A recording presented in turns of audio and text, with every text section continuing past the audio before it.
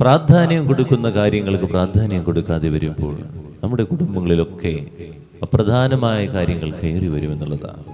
ഏറ്റവും പ്രധാനപ്പെട്ടത് എൻ്റെ കുടുംബത്തിൻ്റെ സമാധാനമാണ്, ഞാൻ വസിക്കുന്ന സ്ഥലങ്ങളിലെ സമാധാനമാണെന്ന് ഒരു ബോധ്യം ഉണ്ടാകും. പലപ്പോഴും ഇത് നമുക്ക് നഷ്ടപ്പെടുന്നു എന്നുള്ളതാണ്. ഇത് നഷ്ടപ്പെടുമ്പോൾ എന്തുണ്ടാകുന്നു? നമ്മൾ തമ്മിൽ വഴക്കും പിണക്കവും തർക്കങ്ങളും ഒക്കെ ആയിട്ട് കുടുംബങ്ങൾ തമ്മിൽ ജീവിക്കുന്നു. യേശുവിൻ്റെ കൂടെ നടന്ന ശിഷ്യന്മാര് യേശു പഠിപ്പിക്കുന്നത് ഏറ്റവും പ്രധാനപ്പെട്ട കാര്യം ഈ ലോകം മുഴുവൻ സുവിശേഷം പ്രഘോഷിക്കുന്നതിനെ കുറിച്ചാണ്. പക്ഷെ അവർക്ക് മനസ്സിലാകുന്നില്ല. അവര് മനസ്സിലാക്കിയ എന്താണെന്നറിയാമോ?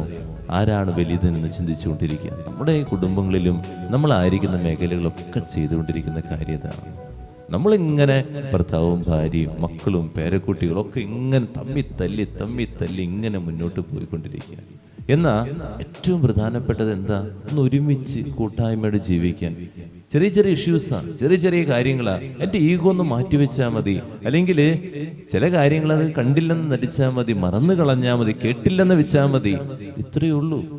അതിനപ്പുറത്തേക്ക് ഒന്നും വലിയ സാധനങ്ങൾക്കൊന്നും. ഇതിന് വലിയ ഇങ്ങനെ ഊതിപ്പെരിപ്പിച്ച് ഇങ്ങനെ കത്തിച്ച് നമ്മളതിന് വലിയൊരു വിഷയമാക്കി ആ കുടുംബം കൂടെ നശിപ്പിക്കുന്നു പറയാം. നമ്മൾ ചിന്തിച്ചു നോക്കി, ഈ ശിഷ്യന്മാരെ പോലെ തന്നെയാണോ എൻ്റെ കുടുംബത്തിൽ ഞാൻ? പ്രധാനപ്പെട്ടതിനാണോ ഞാൻ പ്രാധാന്യം കൊടുക്കണേ? ദൈവം ഒരു വിഷമിക്കുന്ന സമയമുണ്ട്.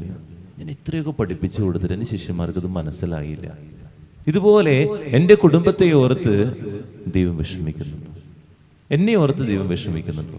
ഞാൻ കാരണം ഞാൻ ആയിരിക്കുന്ന സ്ഥലത്ത് സമാധാനമില്ല, എൻ്റെ കുടുംബത്തിൽ സമാധാനം. ദൈവം എന്നെ ഓർത്തൊക്കെ അറിയാം. മറ്റുള്ളവരുടെ മുമ്പിലൊക്കെ നമ്മൾ വലിയ ആളാണ്, എന്ത് നല്ല ആളാണ്. എന്നാൽ ദൈവത്തിൻ്റെ മുമ്പിൽ നിൽക്കുമ്പോൾ ചിന്തിക്കുക, ദൈവം എന്നെ ഓർത്ത് കരയുന്നുണ്ടോ? പ്രാർത്ഥിക്കാം.